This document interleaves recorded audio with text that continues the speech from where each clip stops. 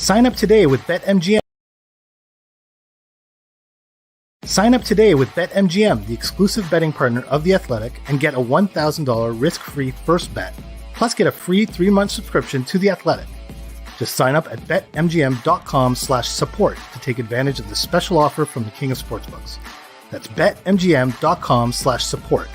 New customer offer, paid in bonus dollars. Visit betmgm.com for terms and conditions. Must be 21 years of age or older to wager. Colorado, Indiana, Iowa, Michigan, New Jersey, Nevada, Pennsylvania, Tennessee, Virginia, or West Virginia only. Excludes Michigan disassociated persons. Please gamble responsibly. Gambling problem? Call 1-800-522-4700 in Colorado, Nevada, and Virginia. 1-800-270-7117 for confidential help in Michigan. 1-800-GAMBLER in New Jersey, Pennsylvania, and West Virginia. And 1-800-BETS-OFF in Iowa. In Tennessee, call or text the red line at 800-889-9789. If you or someone you know has a gambling problem and wants help, call 1-800-9-WITH-IT in Indiana. Promotional offer not available in Nevada.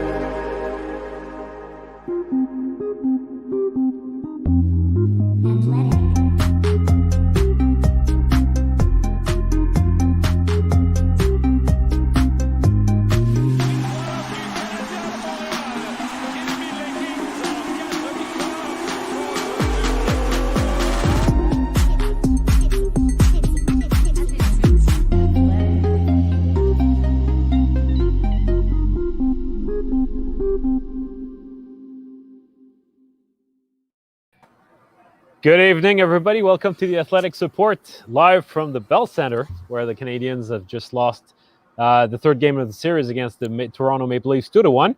Arpon, good evening. Marc, Antoine, from the other side of the press box. How are you? I'm good. I'm backed up here by Émile Bouchard and Toe Blake. So I'm in I got good company. I got Guy Lafleur and Serge Savard, man. I win. I win this battle. Yeah, hands absolutely. down. That's fine. You got more cups than me.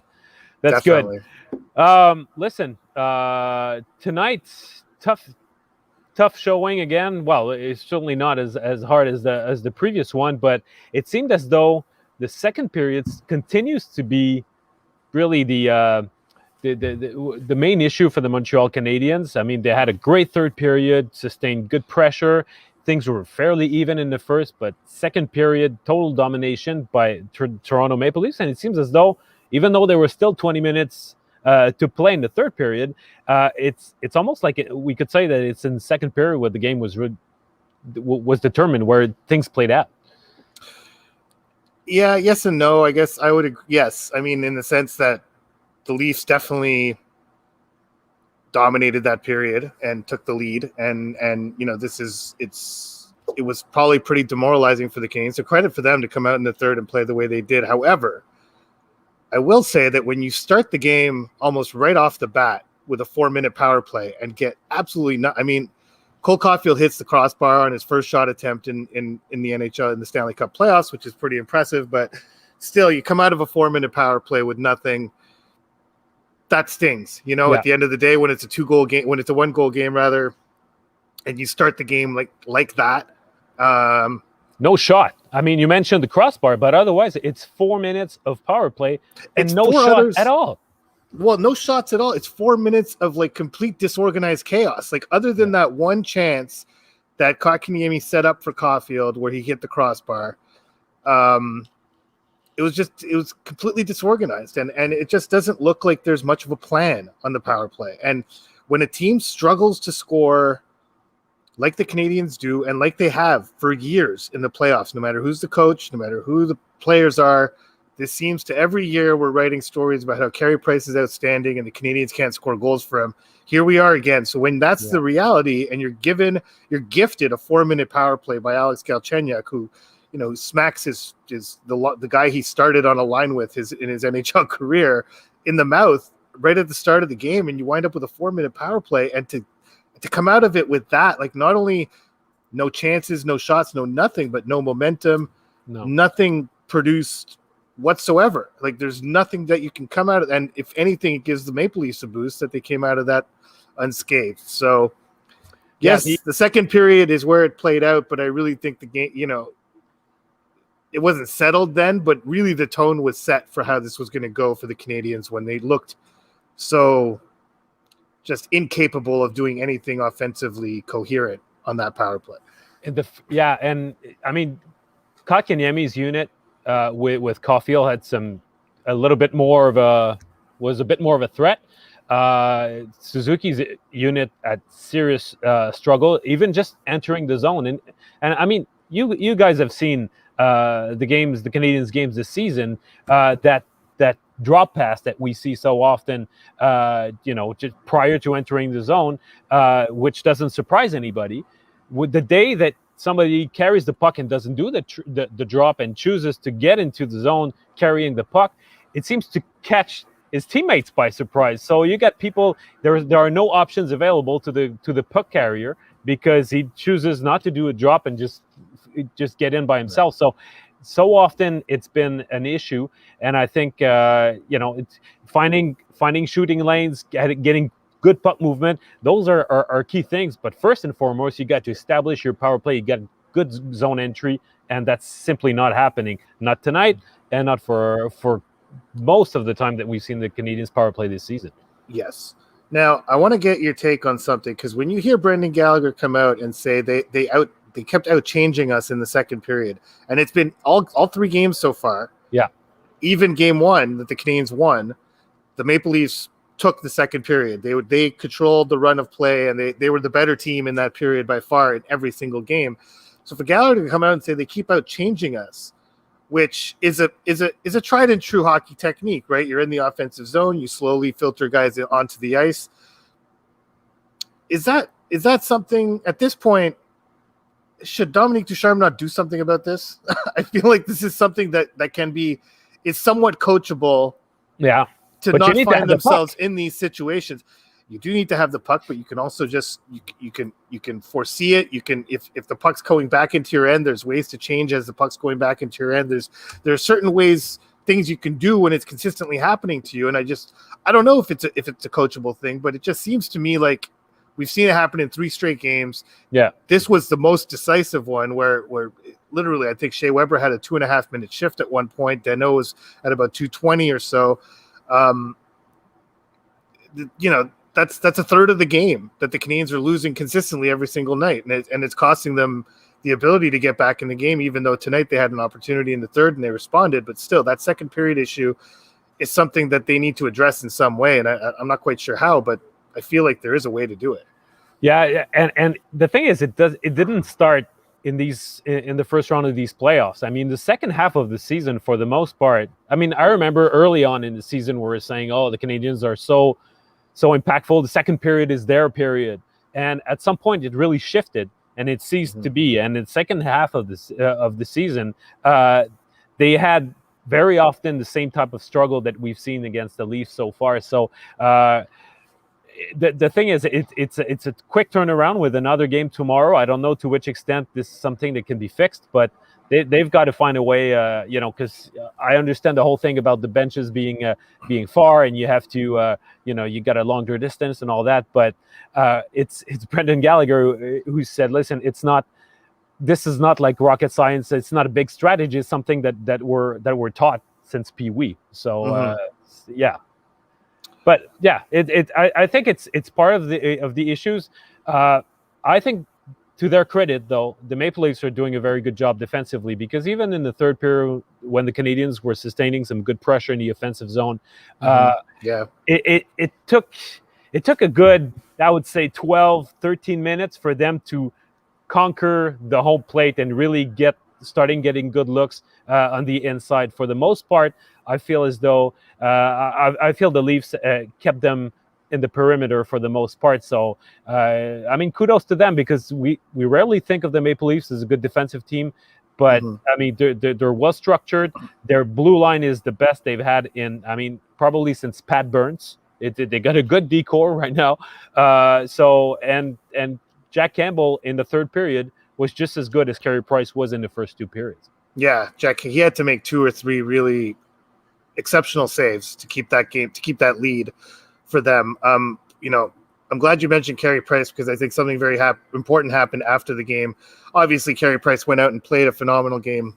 You know, admitted that his big save on Spezza was because he bit on the original shot, and was therefore out of position on the Spezza chance, which is, you know, usually the most spectacular saves he makes are based on an earlier mistake. And so he's good to admit that. But the biggest thing was, you know, him being asked if there's any level of frustration on his part because the Canadiens, again, are unable to score for him in the playoffs again.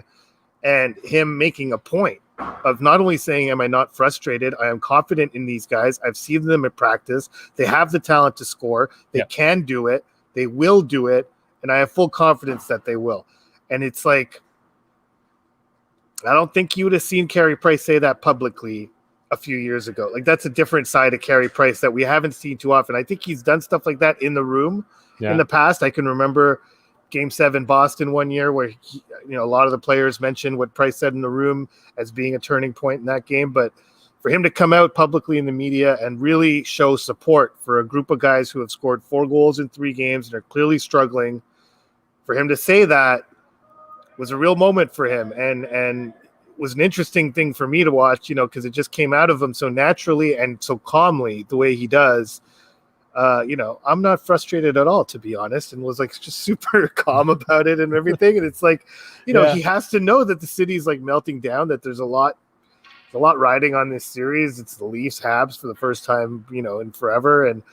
And I thought that was something. That was something exceptional from Carey Price that we don't see from him all the time. No, and I mean, we deal with him all year round, and with the media, his interactions are rather succinct and stale, cold, banal. Yeah, and he keeps his answers short. So, and I know, because we've asked him that same question in years past. In regards to the fact that he was raising his level of play in the playoffs, and his teammates were not getting the job done offensively. And he said, I cannot be concerned about that. My job is to stop the puck. I remember he said that before more than once. So I was sort of expecting more of the same. But you're totally right to point out that there was leadership in there. And sometimes we don't sense Carey Price's leadership as much because he's discreet about it and not something. He's far from a rah-rah guy. But I think that was the case tonight. But now it has to have an impact. It's got to translate into something, because the Canadiens scored 4 goals in 3 games, and that's no recipe for success. There's no doubt about it. No, especially not against the Maple Leafs team. The fact that they've limited them to 2 goals in games 1, 3 goals in games 1 and 3 combined, it's pretty good, considering the firepower on this team. And really at 5-on-5, they haven't given up a whole lot. They gave up 2 power play goals and an empty net goal in the other game. So in game 2, and so there were only 2 goals scored at 5-on-5 in that game. So really they've done a good job. Well, Price has done a good job keeping the Maple Leafs off the scoreboard. Right. And his teammates need to keep up their end of the bargain. And the beauty of it, like this is why game 1 was so important, is because now, the Canes, I think, are in a must-win situation in game 4. It's just the nature of how things are. When you lose 2 straight games in the playoffs, you can't lose 3 in a row. It's just not. That's just the way the playoffs work. So, but they have bought themselves some time. They have bought themselves this time to come out tomorrow night, quick turnaround. They don't have a lot of time to think about this, but they do have. It is quick enough where they can just tell themselves, "Listen, let's just go out and do what we did in the third period and do it from the start of Game 4 and keep that up, and we'll get our goals if we do that, which I think they will. You know, that was probably their best period of the series. So I think the back-to-back in this situation probably helps them a little bit. Right. Hey, Arpon, this is we don't have an halftime show, but we are a bilingual show. So we're right at halftime. So right now we're going to switch, and we're going to change language. Do we have a screen swipe? Can we do? No, we don't. Ouais. Ce qu'on appelle en montage un wipe en étoile. Ben, ouais, c'est comme ça. C'est ça. C'est ça. Ouais. Là, on est rendu en français. Bon, voilà. le switch est fait. OK. Parlant de français, de francophone, Philippe Danault. Il faut que je te parle de Philippe Danault. Ouais. Vas-y. Parce que Philippe Danault a une grosse commande sur les épaules. Il doit surveiller le trio d'Austin Matthews. Et c'est difficile parce que même si sur la feuille de pointage, Austin Matthews ne marque pas 2 buts par match, son trio est constamment en zone du Canadien, ça épuise tout le monde, ça prolonge les présences, il y a du changement qui se fait comme en deuxième période. Et je trouve qu'à la longue, il y a une absence de momentum assez claire. Et dans le cas de Danault, je trouve que ce qui est plus frappant, et c'est le cas depuis le début de la série, c'est qu'il perd ses mises en jeu en zone défensive. Philippe Danault, dans les 3 matchs, a un pourcentage d'efficacité aux mises en jeu en zone défensive de 28%. Alors, écoute, c'est 14 sur 50. Après ça, il ne faut pas se demander pourquoi le Canadien passe autant de temps dans sa zone. Si tu commences en donnant au meilleur joueur de l'autre équipe la rondelle systématiquement, tu cours après le trouble. Alors, c'est drôle parce que le Canadien était en infériorité numérique pour commencer la 3e période. Dominique Ducharme a envoyé Nick Suzuki pour prendre la mise en jeu. Un peu plus tard, il y avait une mise en jeu en zone du Canadien où c'est Josh Anderson qui l'a pris, donc au lieu de Danault. Donc, c'est quand même c'est intriguant. Là. Mais sauf que je pense que même si, c'est ça, comme je disais, là, même si Austin Matthews n'a pas noirci la feuille de pointage à tout casser, je pense que le Canadien joue vraiment avec le feu puis il y a une zone à problème.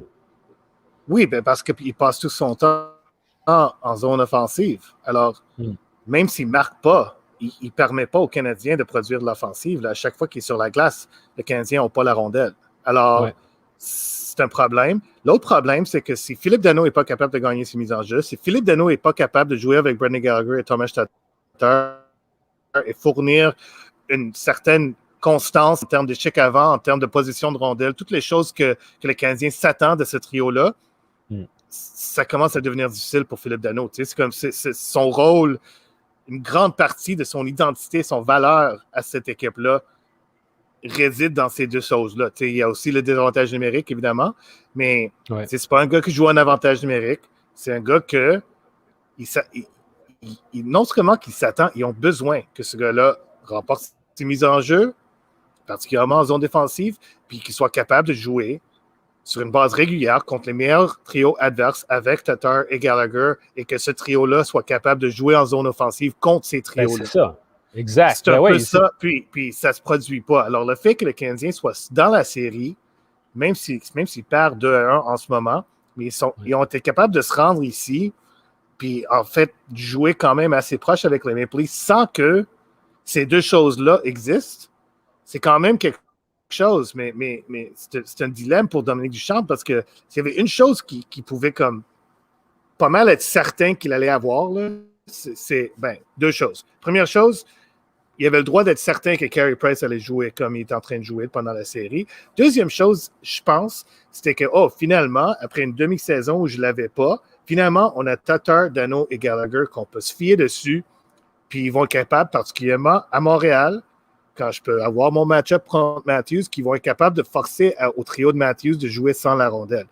Ouais. Le fait que ça ne s'arrive pas, ça doit être difficile pour Dominique Ducharme. Il a dit ce matin que on a toujours des plans, mais on n'a pas juste un plan. Mais je pense que dans ce cas-là, ça fait une grande partie de son plan, là, le fait que le trio de Danault soit efficace. T'sais. Ben, comme disait, c'est Mike Tyson qui disait « Everybody's got a plan until you get punched in the face ». Ouais, Ben, c'est ça. c'est ça. Ben, écoute, je pense que c'est un peu ce qui est arrivé, les Canadiens. On reçu un coup de poing d'en face, mais en tout cas, le trio de Dano. Non, effectivement, puis une fois démantelé ce trio-là, ben là, il ne devient plus la somme de ses parties, parce que Dano devient vraiment sur un rôle nettement défensif. Thomas Tatar est parti en orbite. Et puis, ben, il te reste Brendan Gallagher qui cherche tant bien que mal à essayer de retrouver son rythme. J'ai plus ou moins aimé le match de Gallagher ce soir, mais j'ai aimé son trio parce que je pense que Jesperi Kotkaniemi a joué un match très convaincant.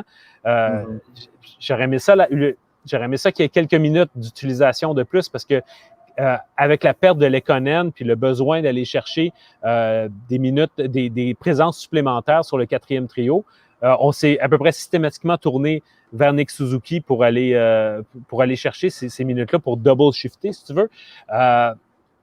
Mais ça n'a pas vraiment été le cas pour Kotkaniemi, mais je pense qu'il joue du bon hockey. C'est encourageant parce que là, le Canadien a dans tout ça, même si les buts ne sont pas au rendez-vous, il y a quand même ces deux jeunes joueurs de centre qui, pour l'instant, jouent de l'assez bon hockey en même temps. Fait que ça, c'est intéressant. Oui. Puis l'autre chose qui est intéressante, parce que c'est pas vrai qu'on va terminer l'émission sans parler des débuts de Cole Caulfield en séries éliminatoires.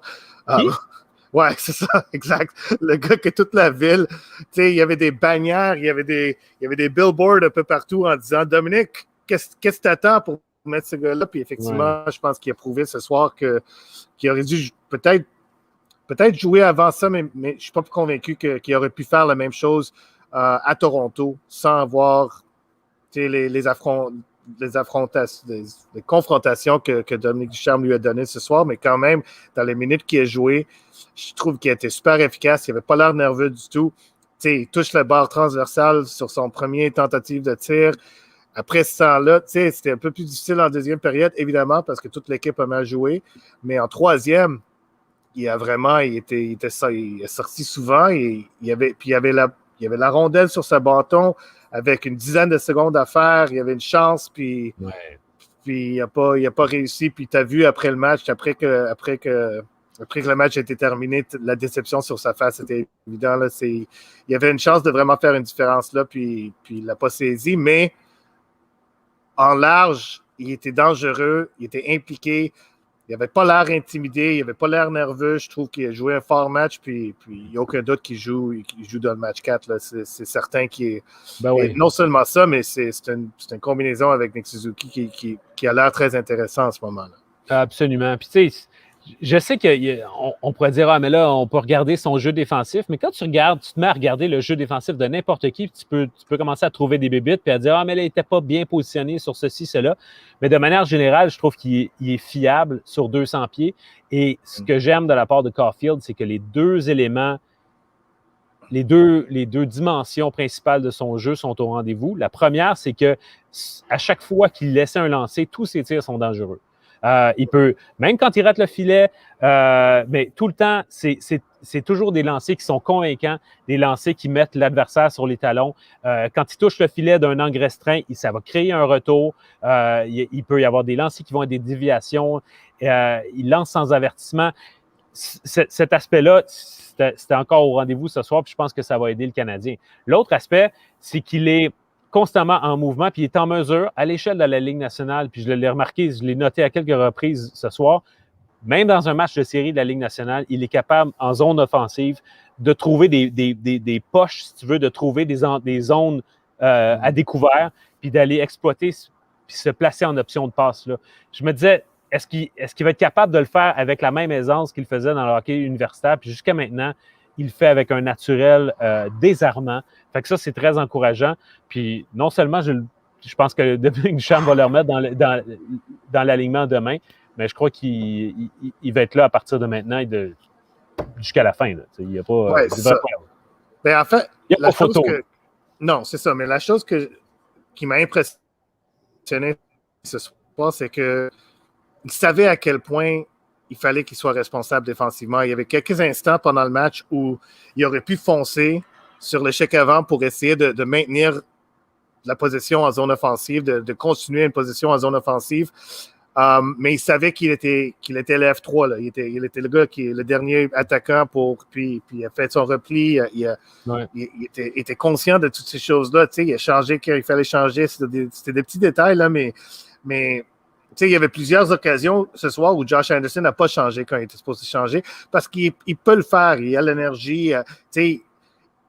C'était drôle, mais il y a au moins 2 ou 3 fois où il est resté sur la glace au lieu d'aller pour un changement parce qu'il voyait une opportunité d'aller frapper un joueur des Leafs. Il est allé, il l'a frappé, puis après il est allé au bas. C'est comme. Alors, mais Caulfield, il n'a pas fait ça en général. Il a resté très discipliné. Il était concentré sur non seulement ce qu'il doit faire en zone offensive, mais sur ce qu'il doit faire dans toutes les zones. Ça ne va jamais être un grand joueur défensif, moi, mais tu aimes voir dans un jeune joueur qu'il est conscient de ces choses-là, qu'il a besoin d'avoir sa concentration là-dessus, même quand il veut produire offensivement. Puis il y a quand même, je pense qu'il y avait 6 tentatives de tir dans le match. Ouais, là, c'est quand même... exact. Ouais. C'est quelque chose. Là. Alors, je trouve que c'est quand même vraiment, vraiment impressionnant comme un premier match des séries dans un environnement qui est quand même encore bizarre. Alors, moi, j'ai aimé son match. Bon, absolument. Je suis d'accord avec toi, mais là, il va falloir que Caulfield et le reste de l'équipe trouvent des façons de battre Jack Campbell plus souvent demain. Donc, c'est ça, j'ai bien hâte de voir. 2 matchs en 2 soirs en séries éliminatoires. Le Canadien était quand même assez habitué de faire 2 matchs en 2 soirs en saison régulière, mais là, ça va être c'est une autre paire de manches. On se retrouve, on reprend ça demain, Arpon? On reprend ça demain, au moins que Dominique Ducharme a confirmé que Carey Price serait devant la filée. Alors, c'est bien j'adore ça. Breaking news. Tous les entraîneurs ne pourraient pas faire ça. Alors, Dominique Ducharme dit que Carey Price serait là. Nous autres aussi, on serait là. Après le 4e match, on va vous retrouver ici même sur la page YouTube de The Athletic après le match, comme on l'a fait ce soir. Alors, à demain, tout le monde. Salut bien. Bye-bye.